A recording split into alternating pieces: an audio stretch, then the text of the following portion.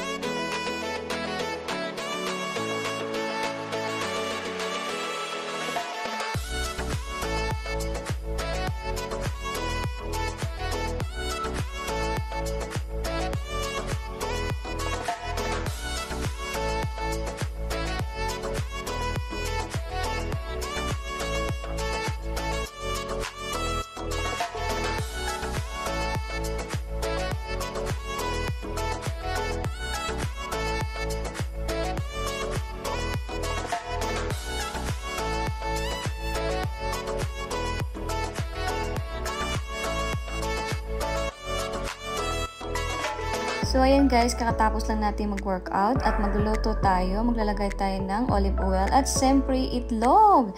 Ito ang ating lunch kasi hindi talaga ako kumakain ng breakfast at ito yung ating lunch ngayon. At siyempre, hindi mawala yung ating asparagus. Ayan.